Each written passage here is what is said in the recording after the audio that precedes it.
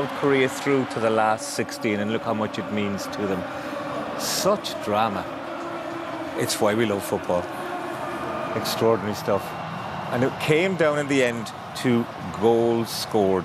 The goal difference was the same. Portugal on 6 points, South Korea and Uruguay both on 4 points.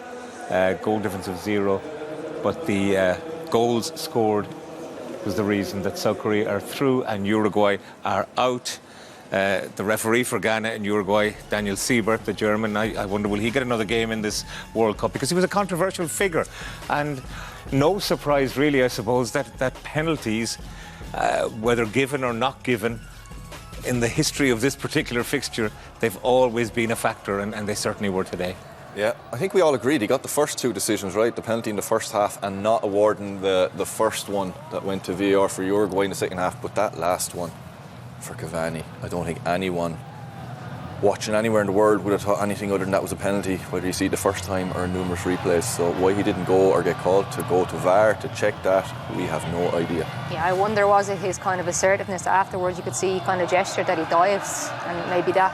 So we were saying it has to go to VAR, surely it's going to go to VAR. And I think the play stopped a couple of minutes later and we thought surely it's going to VAR, and it never went. So that definitely, I think they can feel hard done by. I think, as I said, the first one on Nunes, I think he did get a touch of the ball, but the second one for me was a I think the referee view might be that Cavani slowed down and moved his foot into the path of the defender, but you probably would have expected him at least to go and look at the screen. You know, if there's a ball in front of you, you're not going to sprint full pelt into the ball anyway. You are slowing down to prepare yourself to shoot or do whatever decision you decide to do, and whether the defender runs into the back of you or not, that's it, problem then. So, you know, it was stonewall. It wasn't a touch or a slight touch. He mowed him out in the back from. This is the first one. Nunes, this is a really, really good tackle. You can't actually see it here. You know, at the time you think he's come through the back of him and fouled him and it's a definite penalty, but when you see it from the replay from behind, just there, the ball moves, and he has come around him. He hasn't come through the back of him to win it. He's done really, really well, and the referee has made the right decision that time. Saying that he got the ball, but he went to the screen and he got the right decision. He got the right decision, and why he doesn't do that for the second one, you know, we can't answer that. Nobody knows that. Why, you know, VAR pulled the referee for so many things in this tournament, a lot more trivial than this, and he goes and checks. Why they don't?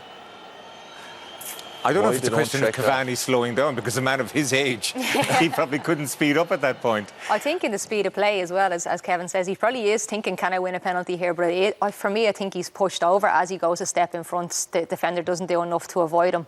So I think it's a penalty. It's interesting as well, wasn't it? We saw the pictures from the South Korea-Portugal game and the players looking at phones. And we saw the pictures of the likes of Suarez pulling the jersey up. The communication that goes on now, that they know what's going on in the other game, and it changes the action on the pitch. Yeah, the last they had 8 minutes as well, you know, to go and win that game, and Ghana had basically given up on it. I thought Ghana would be trying more to, you know, just put... For the revenge. Yeah, for the revenge, but they hadn't. They were leaving so many men forward, and a little bit more cool-headedness from Uruguay. You know, there was multiple opportunities. Even at the last, for the free kick, he took the free kick when Uruguay had 4 players lined up on the right-hand side, Ghana given up on it. He could have passed it and they were clean through on goal. So, overall, you know what, as much as I want Uruguay to go through, and I think they had a fabulous bunch of players, historically really good players in this tournament who won't see another World Cup, they didn't do enough in the first 2 games. They were really poor. It wasn't tonight's performance. Tonight they came good and they played well. Suarez was better than he had been the first 2 games, but in those first 2 games they're going out in goal difference because they couldn't score in those first 2 games. We're really, really poor all over the pitch. So, you know, it's disappointing the will not getting that penalty. You know, themselves to blame over the course of 3 games. We were assuming that Brazil win the group. You were talking about it being Brazil-Uruguay. Now Brazil-South Korea is a completely different proposition. Yeah, I think I'm on that game on Monday, and I was looking forward to a Brazil-Uruguay game. Fabulous set of players going up against each other, and you think Uruguay, after they were coming into form, but it's not. It's Korea, and they deserve to be there. And I saw them in the first game against Uruguay, and they were very good and matched them. And you think, was it Uruguay poor? Korea were good, we kept them quiet, and maybe, you know, Korea deserved to be there, and they'll make it tough for Brazil as well, a really organised, hard-working, fit team, and they can score a goal or 2. Our game was Ghana and Uruguay. Penalties were the, I suppose, signature tune of this fixture over the years, and they certainly were a big part of it today. And both of them are out. So from a Uruguay point of view, they were the ones most likely as the game went on to make the breakthrough, but they couldn't do it in the end. Yeah, I think they probably had more kind of chances on goal towards in that extra time, or added time on. Pellistri here with a shot.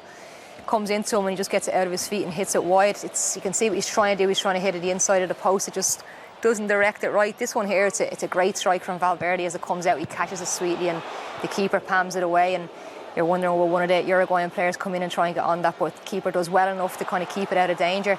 And then this one here, you see, as it comes to Gomez, you can see he's got players running off him. You're thinking, if you're shooting here, it has to be something special with all those players ahead of him. And in fairness, he gets a decent strike on goal. Could he have taken it on a bit more? It's a bit optimistic to be shooting from that range. I think so, yeah. I think at the moment of the game and what's at stake, I think he could take another touch on and maybe look to try and play it in, because they had got numbers over.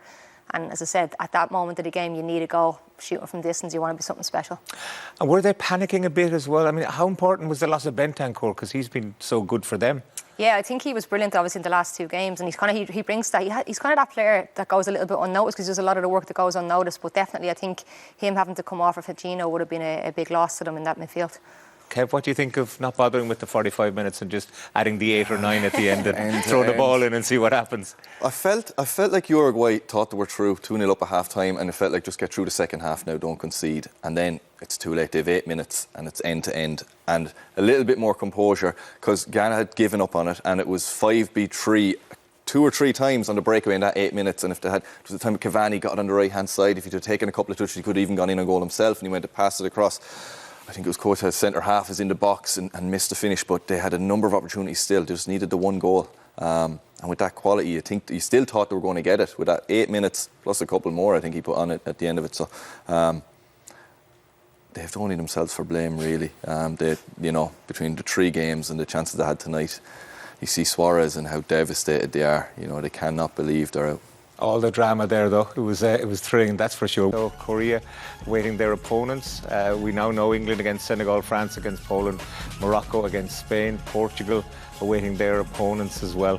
All to play for, and that man in the mask, Heung-min Son, what a ball there at the very end of the game. I think maybe we should just think about forgetting about the 45 and just playing the extras. It's stunning stuff. It's not over till it's over, and that, in fairness to the extra time and added minutes, it's made this tournament so far. It's been really exciting. The game's not over. There's going to be plenty of time to have a go at it. And Son there, like, he sprinted the length of the pitch, and to do that in the 90-something minute and still have the awareness to play the ball he did, nutmegged the Portuguese defender, and a fabulous finish from Wang as well. I did the Korea-Ecuador first group game for them, and you couldn't have seen them getting out of this group. It was a dull game. It was 0-0. And then they go and get beat by Ghana, concede 3 goals to Ghana. You can't see them winning that game tonight. And then it just shows you're in it till the end. If you can get a point at all in the first game, you have a chance going right to the end. It took to the 90-something minute. But a great bit of quality. What about Portugal, Steph? Because they knew they were through. I mean,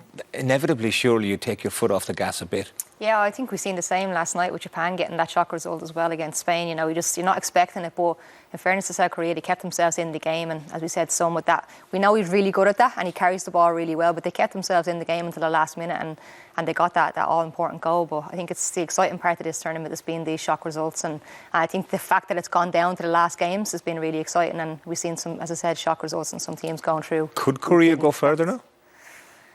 Depends who they get, doesn't it? I think it's a tough task for them. I think I wouldn't say lucky to get out of the group. We said when you lose to Uruguay and they get the win against Portugal, it's hard to know what they're going to bring in the next game. It depends which team turns up.